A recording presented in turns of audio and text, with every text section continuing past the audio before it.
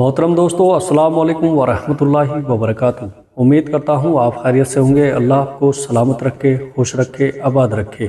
मेरे प्यारे अजीज दोस्तों, जब हम हाथ उठाकर अल्लाह पाक से दुआ करते हैं तो हमारे दिल में हमेशा एक ही बात रहती है कि अल्लाह तबारक व तआला हमारी दुआ को कबूल कर ले, और हमेशा इसी आस में रहते हैं कि हमारी मांगी हुई सारी चीज़ अल्लाह तबारक व तआला हमें अता करे।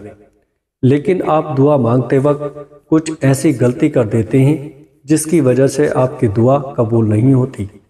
तो दोस्तों, दुआ मांगते वक्त ये 5 गलती बिल्कुल ना करें, वरना आपकी कोई दुआ कबूल नहीं होगी। वो 5 गलती कौन सी हैं, आइए जानते हैं इस वीडियो के अंदर। नंबर 1, दुआ मांगने का सही तरीका।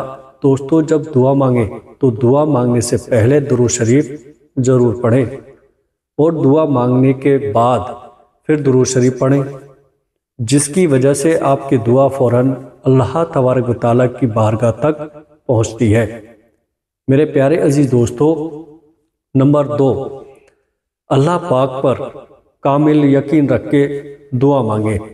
दोस्तों, दुआ मांगते वक्त ये भरोसा रखें कि अल्लाह पाक हमारी दुआ को सुन रहा है और वो ज़रूर हमारी दुआ को कबूल करेगा। प्यारे अजीज़ों, अल्लाह तबारक व तआला से नाउम्मीदी हर चीज़ ख़त्म कर देती है, इसलिए हमेशा अल्लाह पाक पर कामिल और मुकम्मल यकीन रखें। प्यारे दोस्तों, अब आइएगा नंबर 3, जल्दबाजी में दुआ ना मांगे। दोस्तों, दुआ मांगते वक्त बहुत से लोग ऐसे हैं जो बहुत जल्दबाजी करते हैं, यानी जल्दी जल्दी दुआ बोलकर दुआ मुकम्मल करते हैं और सोचते हैं कि अल्लाह पाक हमारी दुआ कबूल कर लेगा। लेकिन ऐसा नहीं है। जो लोग सुकून और इत्मीनान के साथ अपनी परेशानी और तकलीफ़ें अल्लाह तबारक व तआला को बताते हैं, अपनी मुराद अल्लाह पाक को बताते हैं और अल्लाह पाक पर कामिल यकीन रखते हैं कि अल्लाह पाक हमारी दुआ को ज़रूर कबूल करेगा, तो अल्लाह पाक उनकी दुआ कबूल करता है। प्यारे दोस्तों, अब आइएगा नंबर 4। चौथे नंबर पर है हमेशा जायज़ दुआ मांगे।